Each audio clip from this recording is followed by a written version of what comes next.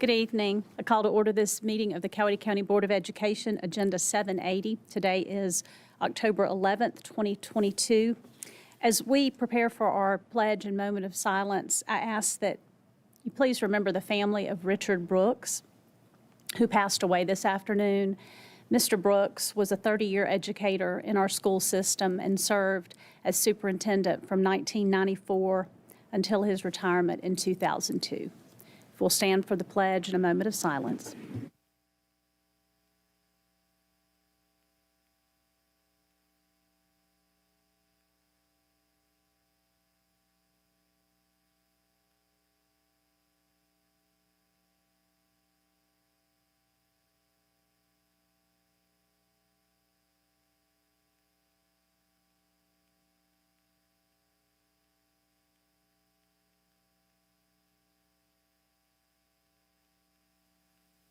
Thank you. You may be seated. Is there a motion to approve the agenda? So move. Second. We have a motion and a second. Any discussion? All in favor? Motion carries 7-0. Recognitions, Dr. Horton. Thank you, Madam Chair. At this time, I'll call on Public Information Officer Dean Jackson to bring you recognitions. Mr. Jackson. Thank you, Dr. Horton.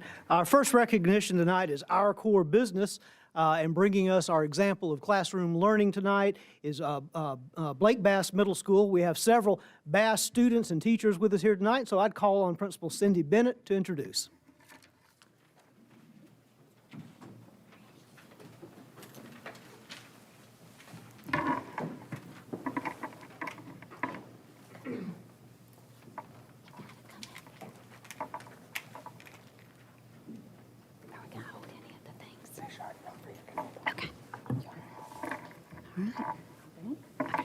Good evening, board members and Superintendent Horton and Dr. Guy, and thank you for allowing Bass Middle School to present at the board meeting tonight.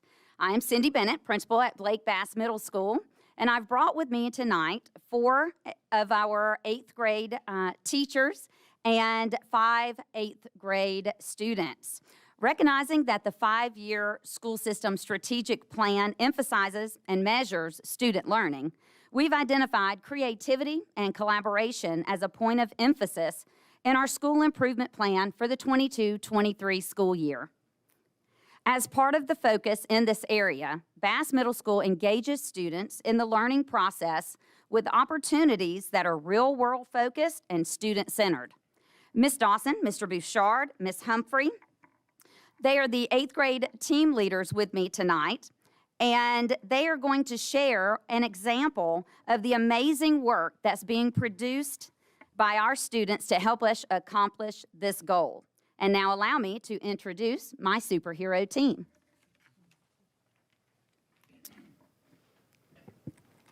A little bit taller.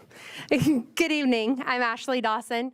Recognizing the importance of students being able to apply their knowledge and learning in real-world situations, our 8th grade team focuses on creativity and collaboration across the core classes. In order to master one of our standards in physical science, students were provided with a learning activity we would love to share with you this evening. Using students' knowledge in the elements on the periodic table, students designed and created superheroes or villains to explain the relationship between chemical and physical properties of elements on the periodic table and where they belong in said periodic table. The goal was to provide students with a situation in which they could use their knowledge gained from their academic classes to collaborate and solve a real-world problem. 8th grade teachers created a hypothetical situation where students were being scouted and challenged by Elements of the Universe, a division of Marvel and comic book publisher, to create and pitch a new superhero or villain for an educational line of comic books the company wished to create. Hi, I'm Avery. The 8th grade students at Bass Middle School were tasked by Elements of the Universe, a division of Marvel, with creating superheroes or villains based off elements from the periodic table. The challenge was not only to create a superhero or villain, but for each student to develop the qualities of a super student. Each of our 4 subjects built these qualities with engaging hands-on experiences while challenging students to fulfill the requirements laid out by the company in the teacher-created simulation. Hello, my name is Brooke. In science class, we researched a specific element from the periodic table and created a superhero or villain based on the specific characteristics of that element. We were then tasked with making connections between the superhero or villain's characteristics to the traits of the element based off of the periodic table. This part of the project pushed us to explain the relationship between chemical and physical properties of an element and where they belonged on the periodic table. Researching our element let us explore its purpose in our world today. With our research, we designed and created capes for our characters, which we are modeling for you tonight. The qualities that we researched for our element and its history provided us with the basis of our character's origin story.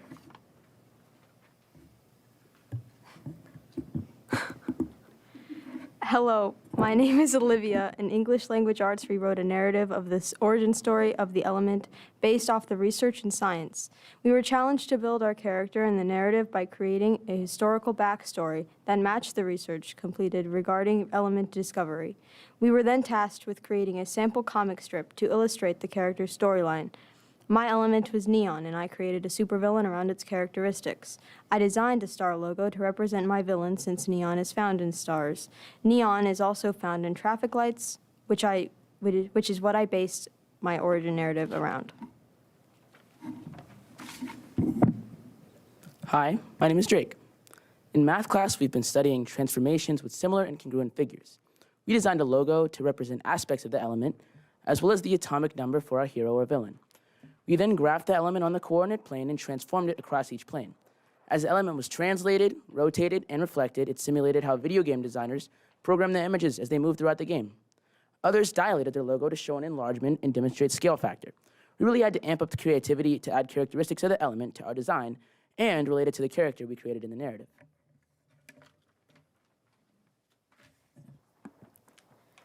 Hello, my name is Andrew, and in social studies, we examined the costs and benefits of being an entrepreneur and weighted the opportunity costs of taking on a new business venture.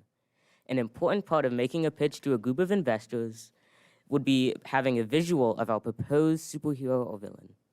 Using the design created in science as an inspiration, we created a 3D model out of various materials of our character. Using this 3D model, our cape, our narrative, and our transformation, we were able to pitch our idea to the company, Elements of the Universe, successfully. Lessons like this one prepare the students of Blake Bass Middle School for endless opportunities outside of the classroom by creating a super student, a student with creativity, collaborative decision-making skills, and a strong work ethic.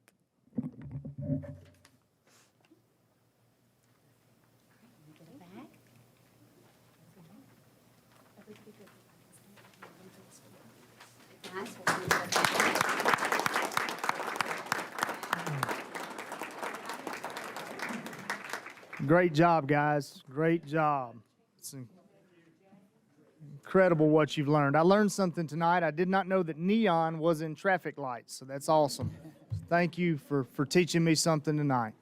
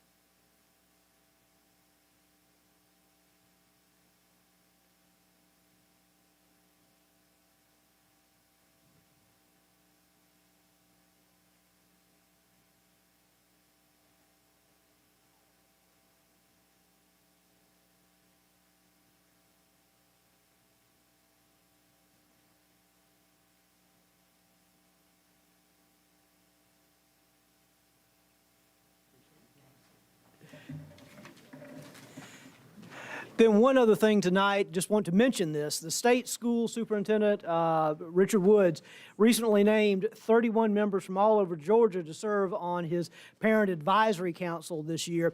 As members of that council, they're going to meet at least 3 times with Superintendent Woods to discuss education issues in Georgia. This year's slate included 16 brand new members to that council, and we want to recognize that Elm Street Elementary School parent Carly Force was also nominated to serve and was chosen to serve on that council this year. Ms. Force couldn't be here tonight. She had a prior family obligation, but we wanted to recognize her appointment to that board and to congratulate her and Elm Street. And that's going to conclude our recognitions.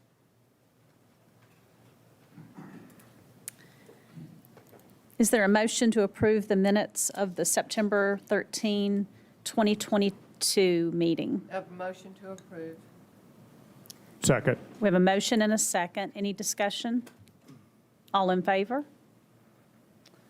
Motion carries 7-0. And is there a motion to approve the called minutes of the September 23rd, 2022 meeting?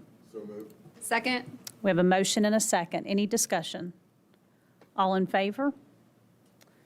And we have 6 in favor and 1 abstention. Action items, and that motion passes. Action items, Group 1, Dr. Horton. Thank you, Madam Chair. The first item I have for you in Group 1 tonight is to approve the FY 22-23 Non-Discrimination, Title IX, and Equity in Sports Compliance Coordinator. I recommend appointing Dr. Mark Guy as a Non-Discrimination, Title IX, and Equity in Sports Compliance Coordinator for the Coweta County School System for the 22-23 school year. Madam Chair, I recommend approval.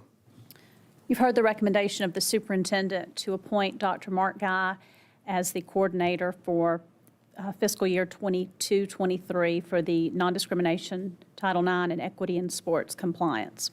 Is there a motion to approve? So move. Second. We have a motion and a second. Any discussion? All in favor? Motion carries 7-0. The next action item I have for you in Group 1 is to approve early payroll for December 2022. If approved, the December payroll will be issued on December 16th, 2022. It's the last working day before the Christmas holidays and the end of the year. Madam Chair, I recommend approval. You've heard the recommendation of the superintendent to approve early payroll for December of 2022. Payroll would be issued on the 16th of December if approved. Is there a motion to approve? So moved. Second. We have a motion and a second. Any discussion? I'd just like to say to Mr. Chapman and and all of his team, Mr. Latimer, I know it's a lot of work that y'all do to get that payment out on time, so really appreciate that. Any further discussion? All right. All in favor? Motion carries 7-0. The next action item I have for you in Group 1 is to approve a multi-site lease dark fiber WAN solution agreement with WOW. Approval is requested to enter into a multi-site lease dark fiber WAN solution to network 41 school district locations. The year 1 monthly recurring cost, $36,000 a month for a total of $432,000. Years 2 through 5, the monthly recurring cost will be $23,800 per month for a total of $1,142,400. And the total for years 1 through 5 is $1,574,400. Madam Chair, I recommend approval. You've heard the recommendation of the superintendent to approve a multi-site lease for the dark fiber WAN solution agreement with WOW. The total package is for $1,574,400. Is there a motion to approve? So move. Second. We have a motion and a second. Any discussion? In the event that WOW fails to perform, I'm looking at the severability clause in the contract. Can we get out of this without penalty?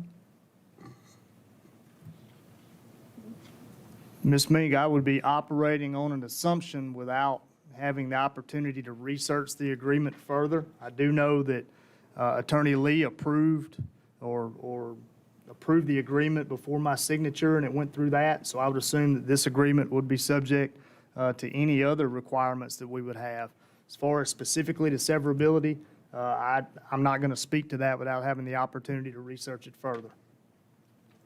Could we delay the vote on it until we determine that? Because residentially, they're having some significant issues. I'm not aware of that. I mean, I believe the motion is on the table, and, you know, again, I called yesterday to see if there were any questions. You didn't return my call. Everyone else had the opportunity to have their questions answered, so the motion's on the table. I have all the information there for you. We have a motion and a second. Any further discussion? All in favor? Any opposed? Motion carries 6-1. The next action item I have for you in Group 1 is to approve a contingency change request to clear and grade a site on Newnan High School property east of Armory Road to receive excess dirt from BP3. Approval is requested for a contingency change request to use excess dirt from BP3 to construct a site on school system property east of Armory Road. The approved bid to grade the BP3 site included hauling excess dirt off-site. Current proposal will provide a credit for the shorter haul distance of the excess dirt. Proposal has been submitted to clear a portion of the site east of Armory Road and use this excess dirt from BP3 to provide a level site, including stormwater management, to be used for future construction.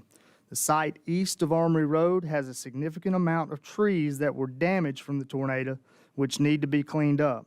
The import site for the excess dirt will clear approximately 4 acres of the damaged area. The net cost to construct the site is $350,034.51. The change order proposal and supporting documentation is attached. Madam Chair, I recommend approval. You've heard the recommendation of the superintendent to approve a contingency change request to clear and grade a site on the Newnan High School property east of Armory Road to receive excess dirt from bid package 3. The net cost would be $350,034.51. Is there a motion to approve? So moved. Second. We have a motion and a second. Any discussion? All in favor? Motion carries 7-0. The next action item I have for you in Group 1 is to approve a change order proposal to install the shield system in the Newnan High School Gymnasiums, BP2 at Newnan High School. Approval is requested for a change order proposal to provide the shield system in the new and existing gymnasiums at Newnan High School. Shield system was approved as an add alternate in bid package 3. Total change order amount is $205,286. Change order proposal and supporting documentation is attached.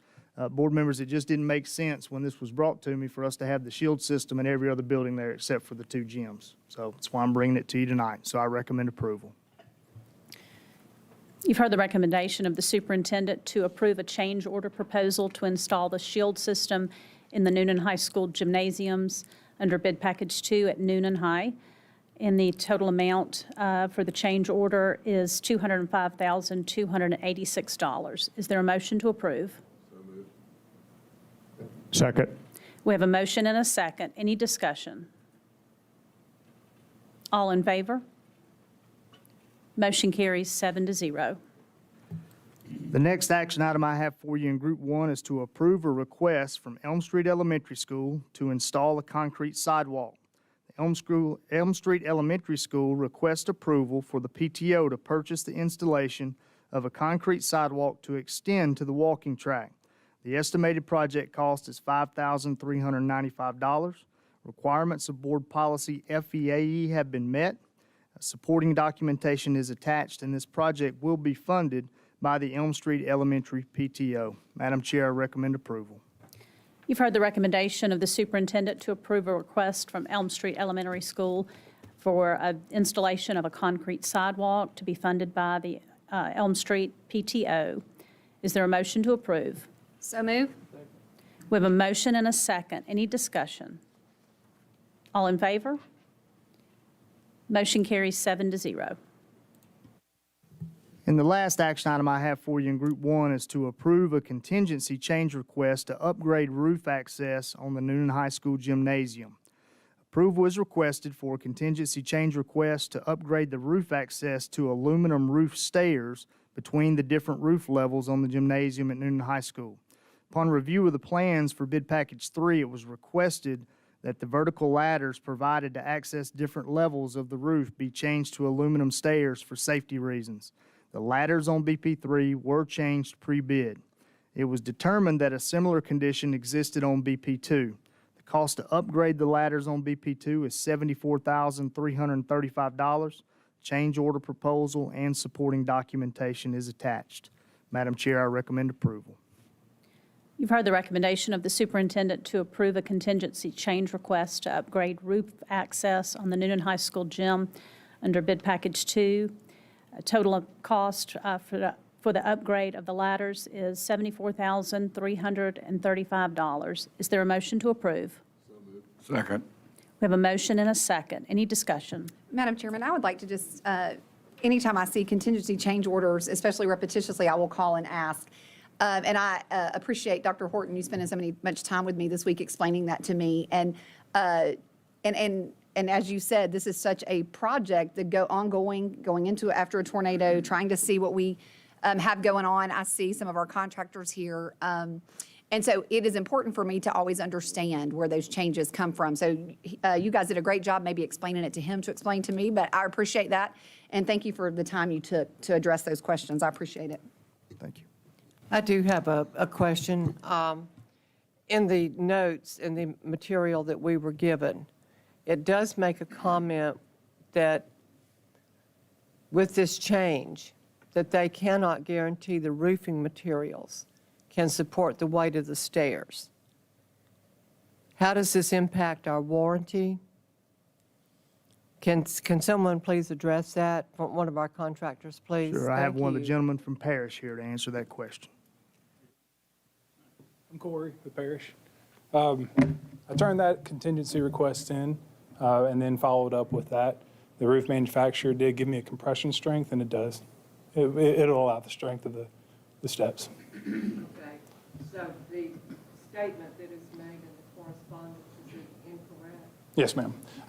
First, when we made this change, my assumption was, let's talk to the manufacturers real quick before we place those stairs on top of that roof membrane, because over 30 years, we don't need any abrasion.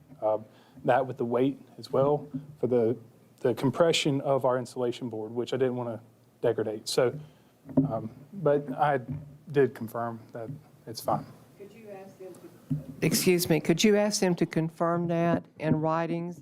Because the statement that they made in the documentation, what you're saying is contrary to what they're saying in this memo. Yes, ma'am. It had to go actually not from just the manufacturer, but to the engineers too of the design team. So then A&E has, they're calculating the weight of the steps versus the compression strength of the ISO board.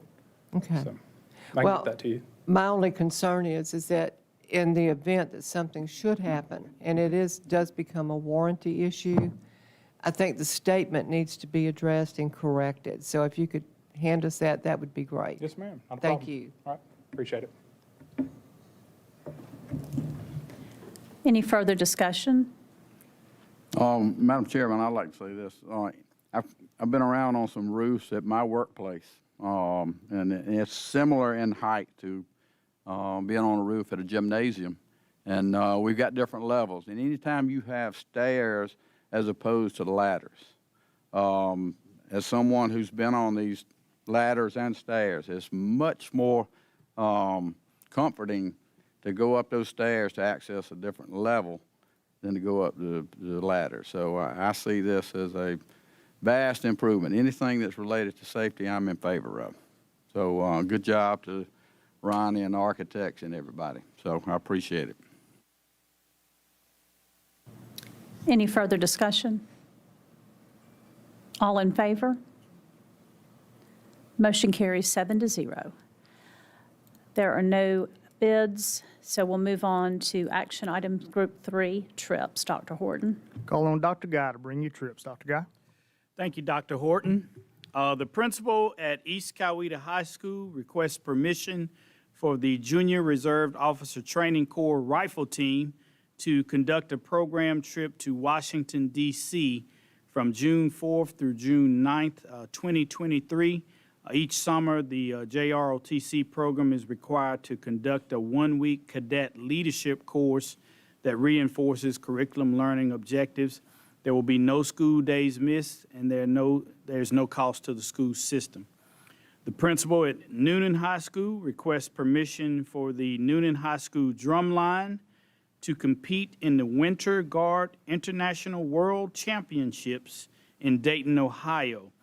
The proposed dates for the trip are Wednesday, April 19th through April 23rd, 2023. Students will miss 2 days of school. There is no cost to the school system. The principal at Smoky Road Middle School requests permission for the chorus students to travel to Nashville, Tennessee from April 3rd through the 5th, 2023. The purpose of the trip is to provide students with the performance opportunity and music exposure and experience. There's no cost to the school system, and no school days will be missed. Each of these requests does meet our out-of-state field trip guidelines. Madam Chair, I recommend approval. You've heard the recommendation of the superintendent to approve the field trips to East Coweta, Newnan High, and Smoky Road Middle. Is there a motion to approve? So move. Second. We have a motion and a second. Any discussion? All in favor? Motion carries 7-0. Superintendent's report, Dr. Horton. Call on Mr. Chapman to bring you budget report and your sales tax. Mr. Chapman. Budget report, we've completed 25% of the year. We've expended 24.7% of our budget. Through September, we are $29,566 under budget. Sales tax, continue to see good numbers there, just under $3.1 million for the most current month. Thank you, Mr. Chapman. This time, I'll once again call on Dr. Mark Guy to bring you staff and student attendance and your board goal report. Dr. Guy. Thank you, Dr. Horton. For the second attendance reporting period, the highest staff attendance in the district goes to Atkinson Elementary School. In the program area, highest student attendance was Central Educational Center. In the elementary school area, highest attendance was Northside Elementary School. Highest middle school student attendance, Madras Middle School, and the highest student attendance for high school, home of the Vikings, Northgate High School. For your board goal report this month, I'd like to share with you Coweta County school system overall on-time graduation rates for 2022. This is a bit lengthy, but this is really great news. The percentage of Coweta County school system high school students graduating on time rose to 90.5% for the class of 2022. That reflects an increase of 1.2% in Coweta's four-year graduation rate over that of 2021, according to a graduation report released by the Georgia Department of Education last Thursday, October 6, 2022.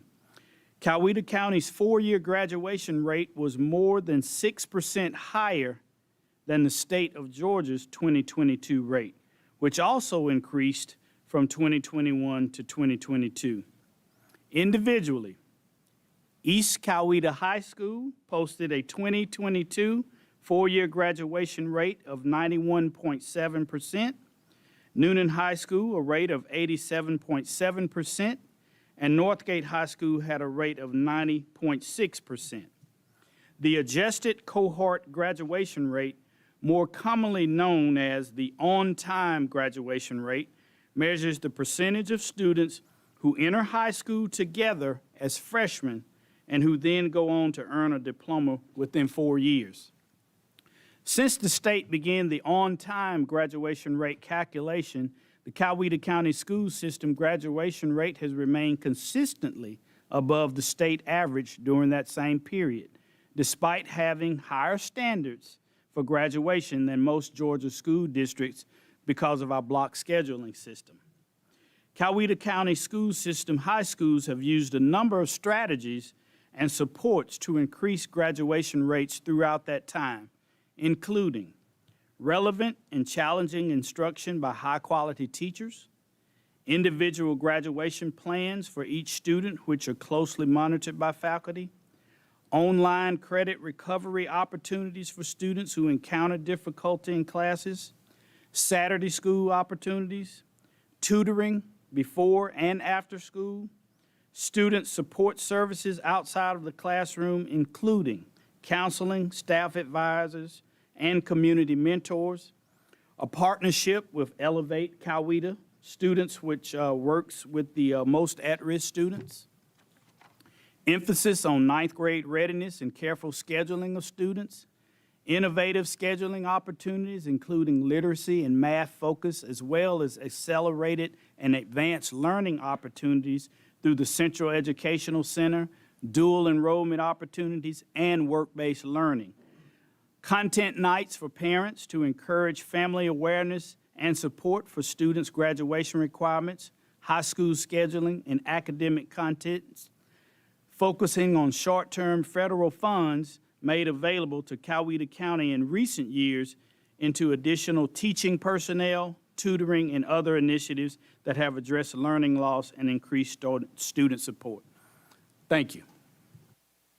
Thank you, Dr. Guy. And board members, if I may just make a couple of comments.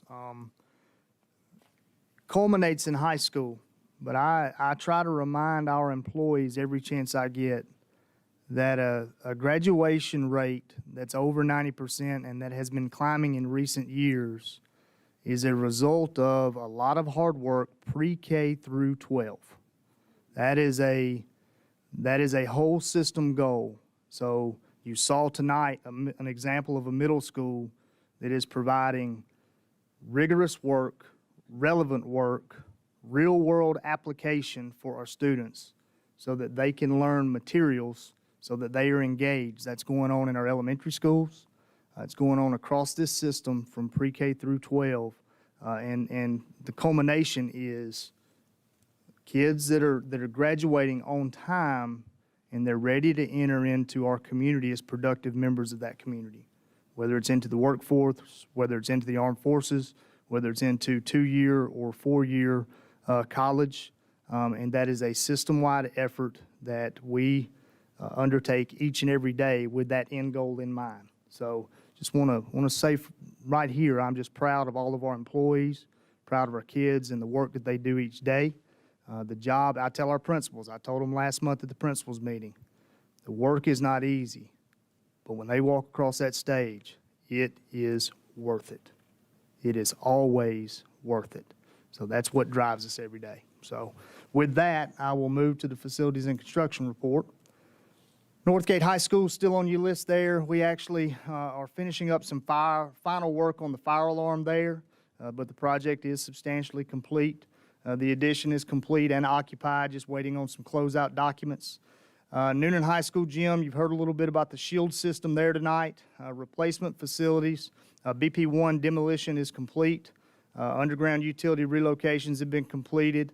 I was actually by Newnan High this afternoon. If you're by there, you will see that on the old building, the old main building area, the slabs are now being demolished and ground up. We'll begin getting that site to grade over the course of the next few weeks. The new gym that is being constructed, you will see that we've added additional retaining walls back there. That is substantially on grade, and my guess is that it won't be too long before we'll start to see some steel going up on that one. So the project there is coming right along. Everything seems to be on schedule. Final fire marshal inspection scheduled for this week at Smoky Road and CEC on those fire alarm replacements. And we're doing some surveillance camera upgrades to various schools and facilities so that we're actually all on the same server system. So good bit going on in your facilities and construction report, with the majority of that work being at Newnan High School. One last update that I have for you is an update on proposed 2023 and 2024 and 2024-2025 calendars. You may recall we put calendars out for input last month. Mr. Jackson put those out. And over the course of the last month, we have received some feedback from our teachers and staff with a request on the staff calendars for the next 2 years. These changes will not affect students at all. The student calendars would remain as they are. But what what I would like to do is on each of the calendars for employees, I would like to take yesterday, the holiday we had yesterday on each of those calendars is a teacher workday. Teachers have requested that that become a holiday and that teachers get an extra day of pre-planning at the beginning of the year. So it would give us 4 days of pre-planning for teachers at the beginning of the year to help them get better prepared for the start of the school year. And then yesterday would remain a holiday for students, but it will also become a holiday for teachers instead of a work day. And wanted to go ahead and bring that to you tonight. Nothing else about those calendars will change. Calendars are still out until the beginning of November for public comment and feedback, but wanted to go ahead and make that adjustment as we listen to our teachers and try to make things as easy for them to start the school year as we possibly can. So with that, Madam Chair, that's all I have. Thank you, Dr. Horton. We set aside 45 minutes at each of our monthly meetings for public comment. And I would like to just read the public participation policy that we have and just to the guidelines and the rules that we adhere to as far as the policy regarding public comment. And I would just like to read these so that we're all on the same page here. And each person who has signed up to speak has signed that they have received and will abide by these points here. Each speaker will be limited to 5 minutes. The Board of Education will listen to each presentation without comment.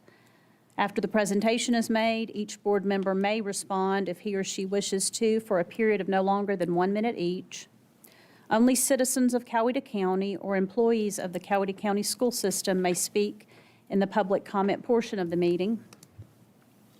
No grievances will be heard concerning any specific personnel action or any specific county employee, except through the grievance procedure set forth in the board's personnel policy.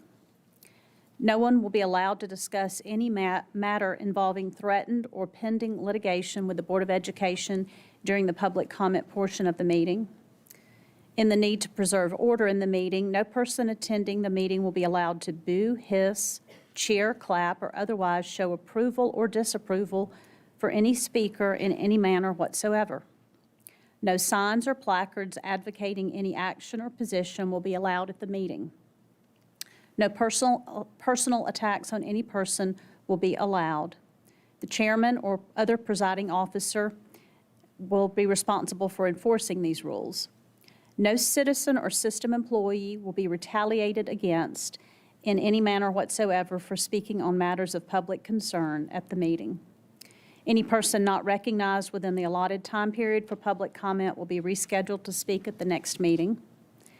And requests to speak during the public comment portion must be received at the Board of Education office no later than 3 hours prior to the particular meeting being called to order.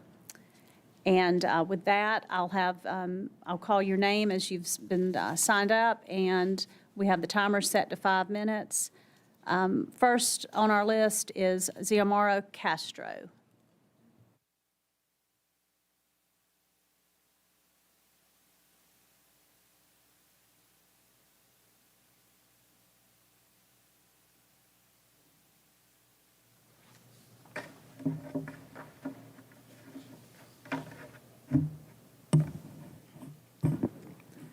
Good evening to all. We don't teach CRT, but we strongly believe in equity. Over the past 2 months, I have met with high-ranking administrators of the Coweta County schools, all who agree that equity is the equal opportunity given to all, not the equal outcome. In fact, we've heard it here from the public as well, and I had a board member laugh at me. So here's a definition given by the Milken Institute School of Public Health at the George Washington University. While the terms equity and equality may sound similar, the implementation of one versus the other can lead to dramatically different outcomes for marginalized people. Equality means each individual or group of people is given the same resources or opportunities. Equity recognizes that each person has different circumstances and allocates the exact resources and opportunities needed to reach an equal outcome. Equity is a solution for addressing imbalanced social systems. And if that's not enough, here's Merriam-Webster's dictionary. Equality means the state of being equal, and equity adds the element of justice or fairness. It's possible that equal treatment does not produce, meaning outcome, equity when conditions and circumstances are very different. The National PTA, which 2 of our schools are a part of, Arbor Springs Elementary and Glanton Elementary, state the following about equity. Our mission requires that diversity, equity, and inclusion, DEI, be central to our work and use in our day-to-day decisions and actions. In the PTA local leadership guidance on DEI and their intermediate stage focused on inclusion, it states, expect members of dominant groups, examples, white, English-only speaking, middle class, straight, Christian, etc., to acknowledge and work to reduce barriers to the success of underrepresented groups and the PTA membership demographics, reflect the diversity of the community served, and race, ethnicity, languages, income, religion, gender identity, sexual orientation, etc. And on your website for professional learning, there are links for the National Staff Development Council and another one that is for Standards for Professionals. Both take you to Learning Forward. And speaking about the new standards that replace the 2011 standards, the website says, when systems increase the stakes for students by demanding high, equitable outcomes, the stakes for professional learning increase as well. Learning Forward has long positioned transformational professional learning as a pathway to equity. With this planner, practitioners at the state and local levels have a framework and powerful tools to integrate high-quality instructional materials and standards-based professional learning to significantly accelerate essential learning outcomes for students. This is by Denise Glenn Borders, the Learning Forward President and CEO. And then in a June 2022 article for teachers, it states, at a time when it is unpopular to publicly stand up for equity, diversity, and inclusion, Learning Forward demonstrated its unwavering commitment to ensure equitable outcomes for all students by centering equity in its newest iteration of standards for professional learning. The standards articulate the foundational truth that equity is both an outcome and aspect of professional learning. Together, the standards challenge us to think of professional learning as a vehicle for transformation. Then it continues, and I quote, cultural competence requires one to see difference and embrace the truth that difference makes a difference when trying to attain excellent educational outcomes for all students. Engaging in critical self-reflection about one's social identities and its interface in classrooms must become a regular part of educators' practice. We recognize that community of practice members needed to first increase their knowledge of themselves and recognize the presence of patterns of privilege and power, historical biases, and institutional racism within their educational settings. We refer this to as the inside-out approach. The Equity Drivers Standard not only challenges educators to understand their own biases, but also clarifies how their own socialization connects to institutional arrangements of power and privilege that create and perpetuate systemic inequities. Does the school system, the board members, do the district administrators truly understand what equity is and how it is being used in the classrooms?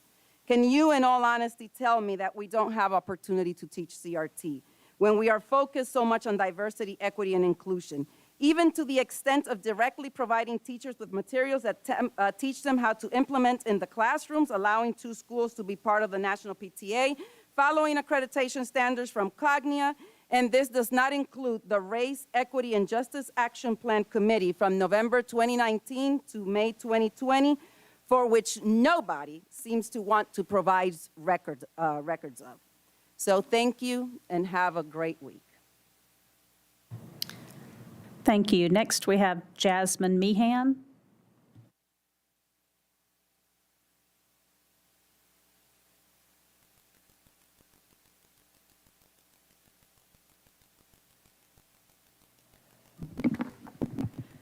Good evening, everybody. I was going to talk about Cognia this evening, and the more I thought about trying to share the information that I believe most parents and guardians are not familiar with, the more I kept thinking about transparency, or in our case, the lack thereof. I would urge parents and guardians to research Cognia and the performance standards that they list on their website, considering that our taxpayer money of $82,000 plus went to this company over 2020 and 2021. Transparency. So I have a very dear friend who, at the end of last school year, asked to join in on an SEL lesson with her child's classroom at Arbor Springs, and she was denied. She was informed that observations during guidance time affect students' privacy and confidentiality. Where was the transparency there? Well, part of an SEL class could be so confidential for a third grader that a parent is unable to know what was discussed. I've done multiple searches across the county's website for curriculum, and you sure don't make it easy. I've yet to be able to access any full curriculum information, only pieces of. And some of the pages, when you click the links, are lost upon entry or nothing pulls up at all. I've heard many stories recently about why families have pulled their children out of our county schools and moved them to a charter, private school, or as I did, we've opted to homeschool. It's too bad none of those families will come and speak out about why they left, because I've heard a lot of really crazy things. But they all have one thing in common, and that's trust. Trust was broken somewhere during their children's time within the system. So if you still do not understand or recognize that we are all in the middle of a spiritual battle, then I can't help but feel sorry for you. A time will come, though, when we are going to have to pick a side, and I believe that time is now. Parents are going to have to wake up and fight this culture of Marxism that is creeping in on us, because it is everywhere now. I've been making my attempt to share at these meetings that I believe the Marxist agenda is coming. I believe it's here. I don't know to what extent it's here, but we have absolutely dipped our feet in. And it got worse when we accepted federal COVID funds. And the lack of transparency makes it difficult to understand it fully, but then again, that lack of transparency leads me to believe we are further invested in the destruction of our youth more than we imagined. We need more brave parents, teachers, administrators, and even students to stand up for what is right and good. If we do not, we are lost if we don't fight for what is good, and we are our only hope. Who knew that speaking about protecting our children from explicit materials would be so controversial? I sure didn't. What I'm most surprised about is the silence from the most of you guys. When these obscene and explicit books were brought to attention, most of you denied that we even had an issue. I had expected you would all jump to investigate it, ask more questions on how these books came to be in our media centers, maybe even simply acknowledge the truth of the matter. It would have been a better look for you all as a whole, but that is not the path you chose. We still haven't received any updates on the several books that are currently pending review. And if we don't have obscene materials, then what are we reviewing? I heard something at a conference recently that I would like to share. Books not being taught are not banned. I would like for you all to think about that statement. Books not being taught are not banned. There's only so much room in a school media center that do not have all the books that have ever been written. Does that mean that all of those books are banned? I would say no. I would say those books are just that are all not already in the school media center are not relevant for our youth.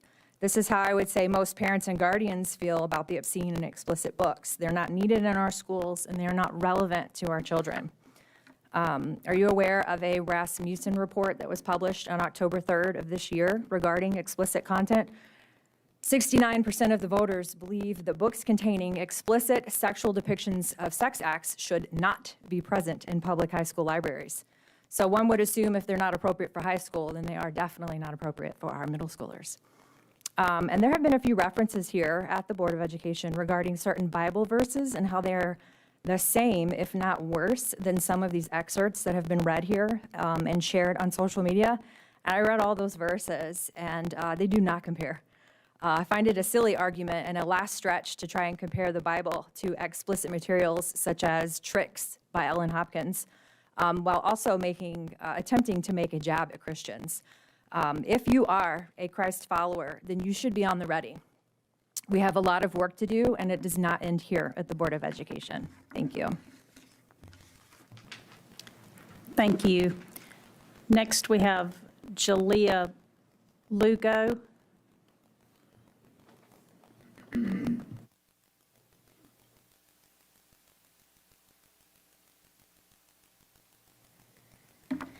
Good evening, members of the board, Superintendent Horton. My name is Jalea Lugo.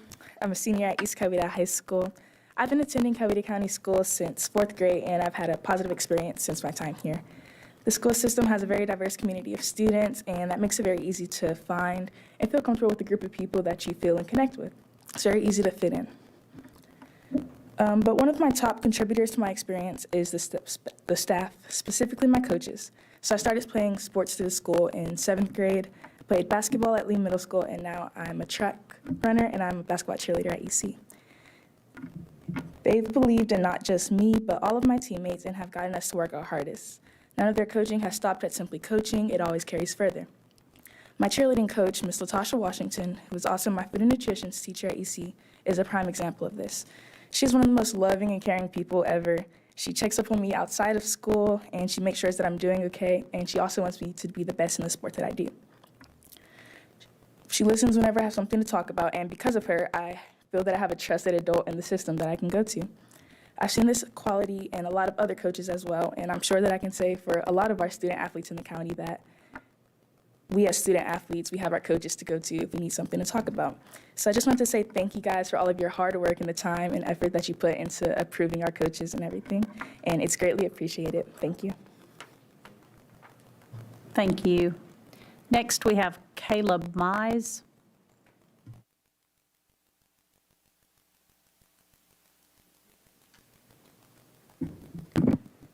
Good evening. My name is Caleb Mize. I want to thank you for giving me the opportunity to speak to you this evening on why I believe the Coweta County school system is one of the best in the state. My granddad has a saying. He tells me all the time, make a difference today, grandboy. So tonight, I'm going to tell you why the Coweta County school system has made a difference in my life. I'm a senior at the East Coweta High School, and I'm a member of the Student Ambassador 9SOS. I play football for the school. As I am going through my daily routine, I counted how many people impacted me during a typical day just on the East Coweta campus, from teachers to administrators to coaches, and even the ones simply serving my lunch. All of them taking time to try and impact us as students in a positive way. They make a difference in my life every day, and many go unnoticed. People are so quick to point out the negative in today's world, so I just want to take my time tonight and share with you how great our school really is. Our teachers truly care for us. For the time I started in Coweta County school system, I've always believed my teachers cared about me, and some have literally watched me grow up. For example, Ms. Pater was my kindergarten teacher, and now she is my 3rd block teacher in my senior year. So you could say that she's been on the bookends to my school years. Teachers around here are just different. Yes, they teach the material, but they go above and beyond to make classes fun and engaging and make sure we truly understand so we have a solid foundation to move forward. But that is not all. They are interested in who we are and what is going on in our lives. I can't tell you how many times one of my teachers took time out of their day to come watch me play football and were one of the first ones to come up and say good game and let me know how proud they were of me. To know a teacher cares about me as a person and wants what is best for me is a good feeling. It makes me want to work harder and to do the best I can. There are many teachers that after the end of the school day continue to impact us by spending their time as club sponsors and coaches. Because of their time, this has allowed students like me to become part of something more, something that is bigger than them, something they can be proud of. Like I said, I play football for the high school. Our team motto is, I love my teammates. If you look at a photo of our team, you will notice we are all different. We all come from different backgrounds and we have different family structures at home. However, I love my teammates. They are like an extension of my family. Our coaches have taught us to work together and always stick up for one another. The season will eventually end and people might not remember the score, but they will always remember others' character and lessons they have learned from the coaches in this great game. Some things are bigger than the game of football, and I've learned it is more important to support others and make a positive impact. And this is all because of the teachers, coaches, staff of East Coweta and believing in us, supporting us, encouraging us to be the best and love one another each day. Like I said earlier, my granddad always challenges me to make a difference every day. So tonight, I wanted to let you know the teachers at East Coweta have made a difference in my life. I will go forward each day to also try and make a difference in others' lives of others, because making a difference each day in just one person's life can change the world. So many people believe our teachers and staff are just doing their jobs. I believe it is more than that. They are making a difference in the lives of each and every one of the students at our school. So while I approach the end of my time as a student here at Coweta County School System, I know I am ready for the next chapter in my life. I know I can handle the class load of college because my teachers invested in me and prepared me academically for the next level. They have made a difference in me, and I will always be thankful and proud to be a part of the EC family. And of course, I think it would only be right to end my time this evening with a quote from our principal. If no one has told you today, I love you. Thank you. Thank you. Next, we have Alan Brady.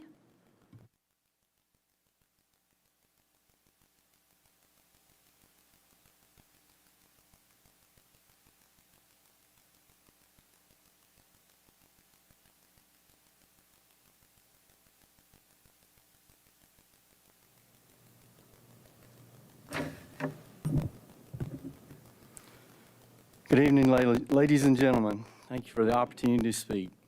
As it's been about a year or maybe more since I first appeared before you, I thought it was about time to recap what has transpired in the last year and what needs to be done going forward. What follows is based on my observations and understanding. If there are any errors of fact, please educate me. As always, it's meant to be constructive. For nearly a year, I and others have pointed out problematical material present in our school libraries and in the curriculum and ask you as the ultimate authority over the local public schools under the doctrine of local control to please deal with this issue. Regarding our concerns about divisive materials present in the curriculum, there was a hue and cry from a number of prominent local individuals that there was no such thing and never will be. As I recall, there were some similar pronouncements from members of this board. There was even a page added to the school system website to rebut any such claims. Yet within that web page, there were clear examples of its presence. The state legislature was concerned enough to pass a new law prohibiting it. Those of us concerned about the issue will continue to be diligent. As a fine American from years gone by once said, trust but verify. Much more has been said about the presence of a relative handful of literary works with sexually explicit content in the middle and high school libraries. There does not appear to be any question that this content, were it presented to a minor by an adult outside of the school, would be grounds for that adult to be criminally charged. As I understand it, under the former review process, one such book has been removed from one middle school library due to lack of interest in it. If there's been more progress on this issue, I'd be interested in hearing about it. My hope, and I believe the hope of others as well, was that once you were informed of the situation, you would step up and instruct that these materials be removed from the reach of minors. Sadly, that has not been the case.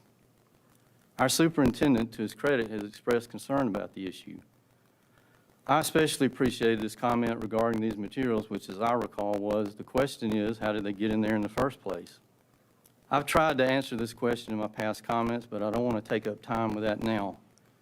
I believe since this issue has been brought directly to you on a number of occasions and by a number of different people, he's waiting on direction from the members of the board. I believe one member of the board clearly understands the problem with these materials and would vote to direct removal or at least restriction to access to them were it possible to do so. Another member has expressed concern about the general degradation of our society's moral fiber, but at the same time has said there's nothing that can be done about the problem with the library material since we can't go banning books. As an aside, as I've said, I don't believe in banning books either, but I do think certain things should be kept out of the hands of children. One member has not commented on what I would term the original list of questionable materials, but has commented at length expressing approval on another somewhat less blatantly explicit book that was not in the library, but was used as a class reading material. I believe that another member may be somewhat conflicted about the issue, but is, as of now, unwilling to comment on it publicly or express an opinion that is not in line with the vocal supporters of these materials remaining in place. I hope that changes. I also hope that the rest of the board will consider their positions and make them known. I hope that their silence means that they may be at least conflicted about this issue as well. None of us knows when, how, and by whom the full and truthful history of this time will be told. It appears that the truth of the events of the last couple of years is coming out much faster than I imagined it ever would. Perhaps it'll be 10 years, perhaps 100, or perhaps 1,000. But someday, what you do here and now will be made known to a much wider audience than just a handful of people who attend these meetings or watch them online. I ask each of you to consider, as we all must, what will my story be? Did I do what was right in the eyes of God, even if it was not what some of my contemporaries wanted me to do, and even if it risked the wrath of those under the spell of the spirit of the age? If so, then you will be blessed with the words of our Lord. Well done, good and faithful servant. If not, well, at least there's still time to do the right thing. The clock is ticking. Thank you. Thank you. Are there any board comments tonight? Yes, Madam Chair.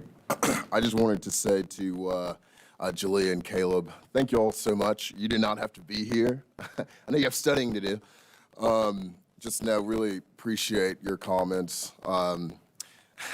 It's not always easy, but those comments really made my day. Actually, really made my school year. I mean, really appreciate it. Dr. Guy, to your presentation on the graduation rate, I mean, if that's not why we're here, if they're not why we're here, then why we're here. So just wanted to say again, thank you all so much. Look forward to visiting y'all when I come to East Coweta soon. I would also just like to add a big welcome to the ambassadors at EC. And it was so sweet that you acknowledged your elementary teacher as well. And she did move up with you. And that's fabulous. And so it's so good for us to hear from you guys because you are the reason we are here. And it is our job to protect you. And that is why we are here. And so I'm thankful for you guys. You guys are just amazing. I love to see you at the school. Also to shout out, when you did say, Dr. Guy, about our graduation rate, it goes back to kindergarten, first grade, second grade.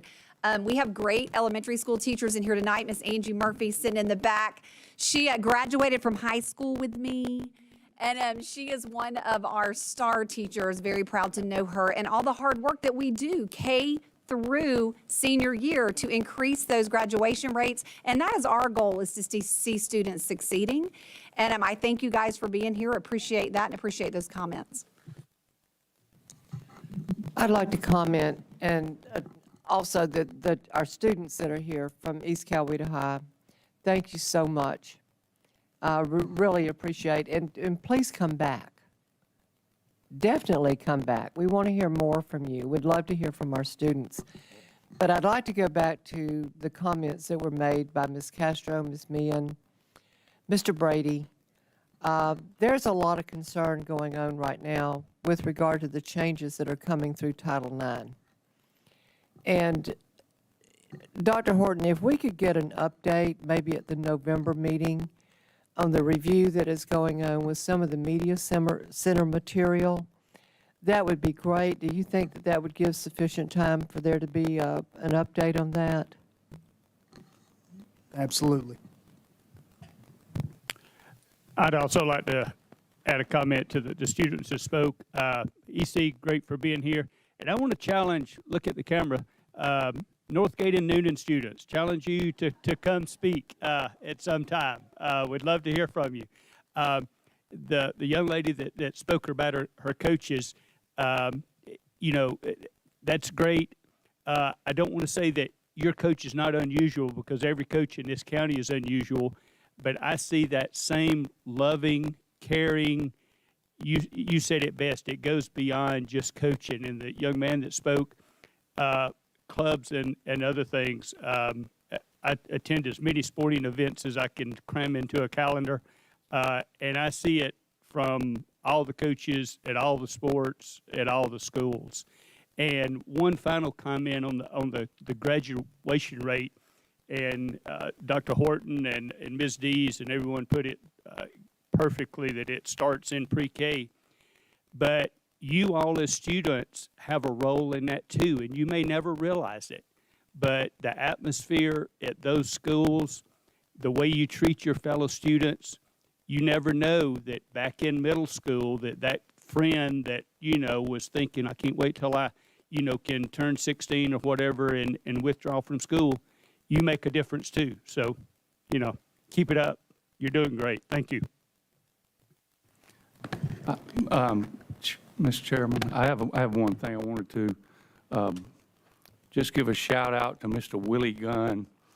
It came to my attention that he was the Grand Marshal at the Newnan High School Homecoming Parade. He's 96 years old. He's moved back to Newnan at some point. He was a teacher at the old building on Jackson Street where Newnan High was at one time, where the Veterans Park is now. He started his teaching career there in 1949. He taught for 17 years here in the school system. He moved to Newnan High on LaGrange Street, which is no more either. And I just thought it was the Newnan Times-Herald in the Saturday, October 8th edition. If you want to read his whole story, please do, because it's an amazing story, where he came from, what he did. And I would just like to thank him. I don't know if we'll get back to him. Maybe I can find a way to contact him. Just want to thank him for what he did for the students that he served in the school system for 17 years, and the impact he made not only in Coweta County, but in this region and really in the world. He was a World War II veteran.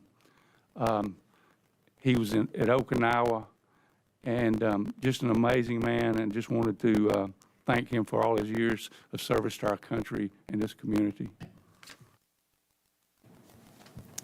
Any other board comments? All right. Is there a motion to approve to enter into executive session to discuss personnel, real estate, and potential litigation? Second. I have a motion and a second. Any discussion? All in favor? Motion carries 7-0. We're adjourned.